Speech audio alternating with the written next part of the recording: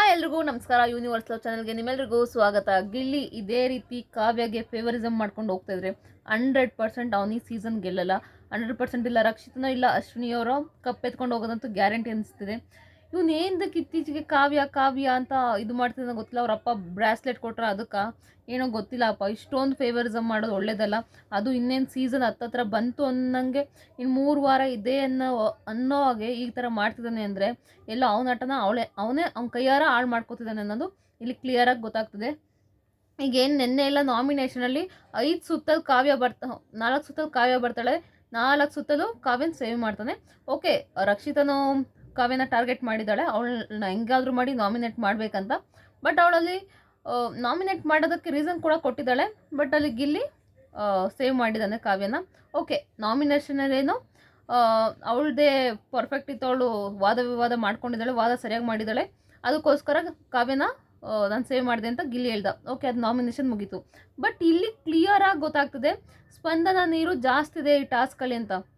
ಅದೇನು ಟಾಸ್ಕು ಅಂತ ಎಲ್ಲ ಹೇಳ್ತಾ ಹೋಗ್ತೀನಿ. ಮೊದಲಿಗೆ ಈಗ ಹುಡುಗಿರಿಗೆ ಸಪ್ರೇಟ್ ಟಾಸ್ಕು, ಹುಡುಗರಿಗೆ ಸಪ್ರೇಟ್ ಟಾಸ್ಕ್ ಕೊಟ್ಟಿದ್ದಾರೆ. ಈಗ ಹೆಂಗೆ ನಾಮಿನೇಷನ್ ಹುಡುಗರೆಲ್ಲ ಒಂದ್ಸಲ ಹೊಡೋದು, ಹುಡುಗಿರಿಗೆಲ್ಲ ಒಂದ್ಸಲ ಹೊಡೋದು ಕೊಟ್ಟಿದ್ರಲ್ಲ, ಅದೇ ರೀತಿ ಈಗ ವಾರ ಪೂರ್ತಿ ಹುಡುಗಿರಿಗೆ ಸಪ್ರೇಟ್ ಅಂತಲ್ಲ, ಈಗ ಶವರ್ ವಾಟರ್ ಬಳಿತಿದ್ದಿಲ್ಲ, ಹುಡುಗಿರೆಲ್ಲ ಒಂದ್ಸಲ ಹೋಗ್ತಾರೆ, ನಂತರ ಸೆಕೆಂಡ್ ರೌಂಡ್ಗೆ ಹುಡುಗರು ಹೋಗ್ತಾರೆ. ಆ ಥರ ನಡೀತಿಲ್ಲ ಟಾಸ್ಕು. ಮೊದಲಿಗೆ ಈ ಶವರ್ ಟಾಸ್ಕಲ್ಲಿ ನೀರು ಬೀಳ್ತಾ ಇರುತ್ತೆ, ಇವ್ರ ತಲೆಗೊಂದು ಬೆಂಡ್ ಕಟ್ಟಿರ್ತಾರೆ. ಆ ಬೆಂಡಲ್ಲಿ ಶವರಲ್ಲಿ ತಳ್ಳಾಡ್ಕೊಂಡು ಹೊಡೆದಾಡ್ಕೊಂಡು ಹೆಂಗೋ ಒಟ್ಟಿನಲ್ಲಿ ಅದರಲ್ಲಿ ನೀರು ತುಂಬಿಸ್ಕೊಂಡು ಬಂದು ಅದರೊಳಗೆ ಬಕೆಟ್ ಅವ್ರದ್ದು ಬಕೆಟ್ ಇಟ್ಟಿರ್ತಾರೆ, ಅವ್ರ ಫೋಟೋ ಅಂಟಿಸಿರ್ತಾರೆ. ಆ ಬಕೆಟ್ ಬಂದು ನೀರು ಹಿಂಡಬೇಕಾಗುತ್ತೆ. ಬಜಾರ್ ಹೊಡೆಯೋಷ್ಟರಲ್ಲಿ ಅತಿ ಹೆಚ್ಚು ಬಕೆಟಲ್ಲಿ ಯಾರ್ದು ಅತಿ ಹೆಚ್ಚು ನೀರು ಇರುತ್ತೋ ಅವರು ಈ ಟಾಸ್ಕ್ನ ವಿನ್ ಆಗ್ತಾರೆ. ಟಾಸ್ಕ್ ವಿನ್ ಆಗಲ್ಲ, ಮೊದಲನೇ ರೌಂಡಲ್ಲಿ ಗೆಲ್ತಾರೆ. ಯಾರು ಅತಿ ಕಡಿಮೆ ನೀರಿರುತ್ತಲ್ಲ ಅವರು ಒಬ್ಬೊಬ್ಬರೇ ಆಚೆ ಹೋಗ್ತಾ ಇರ್ತಾರೆ. ಕೊನೆಗೆ ಯಾರು ಉಳ್ಕೊಳ್ತಾರೋ ಅವರು ಈ ಟಾಸ್ಕ್ನ ವಿನ್ ಆಗ್ತಾರೆ ಅಂತಲೇ ಹೇಳ್ಬೋದು. ಈ ಟಾಸ್ಕಲ್ಲಿ ಆ್ಯಕ್ಚುಲಿ ರಾಶಿಕಾ ವಿನ್ ಆಗಿದ್ದಾರೆ, ಹಾಗೆ ಹುಡುಗರಲ್ಲಿ ರಘು ಸರ್ ವಿನ್ ಆಗಿದ್ದಾರೆ ಅನಿಸ್ತಿದೆ. ಹುಡುಗಿರಲ್ಲಿ ರಾಶಿಕಾ, ಹುಡುಗರಲ್ಲಿ ರಘು ಸರ್ ಇಬ್ಬರು ವಿನ್ ಆಗಿದ್ದಾರೆ ಈ ಟಾಸ್ಕಲ್ಲಿ, ಅದೇ ಬಕೆಟ್ ನೀರು ತುಂಬಿಸೋ ಟಾಸ್ಕಲ್ಲಿ. ಒಟ್ಟಿನಲ್ಲಿ ಇಲ್ಲಿ ಫೇವರಿಸಮ್ ಮೊದಲನೇ ರೌಂಡಲ್ಲಿ ಇವಳು ರಕ್ಷಿತಾ ಔಟ್ ಆಗಿದ್ದಾಳೆ. ಅವಳು ಕುಳ್ಳಿ ಇರೋ ಕಾರಣ ಅವಳಿಗೆ ನೀರೇ ಸಿಗಲ್ಲ, ಅವಳು ಒಡೆದಾಡ್ತಿದ್ಲು ಅಲ್ಲಿ, ಅವಳಿಗೆ ನೀರೇ ಸಿಕ್ಕಿಲ್ಲ ಅವಳಿಗೆ ಈ ಬೆಂಡಿಗೆ ಹಾಕ್ಕೊಳ್ಳೋದಕ್ಕೆ.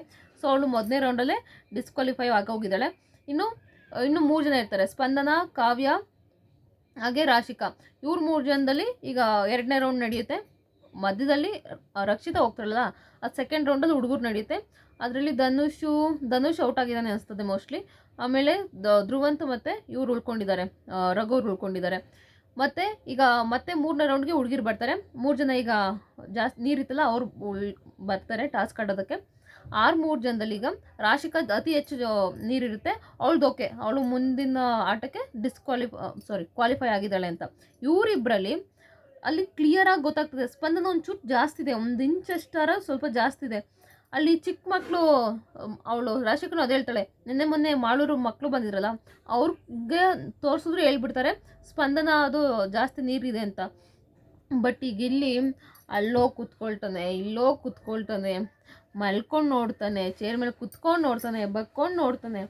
ಪಾಪ ಅವರು ಮೊದಲು ಸ್ಟಾರ್ಟಿಂಗ್ ಎಲ್ಲ ಫನ್ನಾಗಿ ಮಾಡ್ತಾನೆ ಬಿಡು, ಆಮೇಲೆ ಕ್ಲಿಯರಾಗಿ ಹೇಳ್ತಾನೆ ಅನ್ನೋ ರೀತಿ ಇದು ಮಾಡ್ತಾರೆ.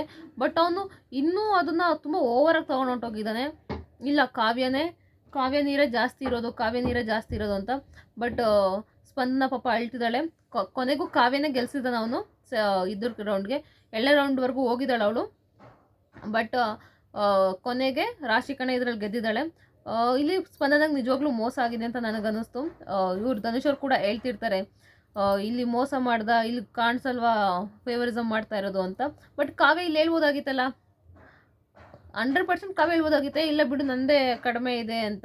ಓಕೆ, ಉಸ್ತುವಾರಿಗಳಿಗೆ ಬಿಟ್ಟಿದ್ದಾರೆ ಅಂದರೆ ಗಿಲ್ಲಿ ನಿಜವಾಗ್ಲೂ ಎಲ್ಲೋ ನಾಟ ನನ್ನ ಪ್ರಕಾರ ಅವನೇ ವಿನ್ ಆಗ್ತಂತ ಎಲ್ಲರೂ ಕೂಡ ಆಲ್ರೆಡಿ ಫಿಕ್ಸ್ ಆಗಿಬಿಟ್ಟಿದ್ರು. ಇಡೀ ಕರ್ನಾಟಕ ಜನತೆ ಆಲ್ರೆಡಿ ಫಿಕ್ಸ್ ಆಗಿಬಿಟ್ಟಿದ್ದಾರೆ ಗಿಲ್ಲಿನೇ ಗೆಲ್ಲೋದು ಅಂತ. ಬಟ್ ಇವ್ನು ಈ ಥರ ಹಾಳು ಮಾಡ್ಕೊಂಡು ಬರ್ತಿದ್ದಾನೆ ಅಂದರೆ ಅವ್ನಿಗೆಲ್ಲ ಓವರ್ ಕಾನ್ಫಿಡೆನ್ಸ್ ಜಾಸ್ತಿ ಆಗೋಯ್ತು, ನಾನೇ ಗೆಲ್ತೀನಿ.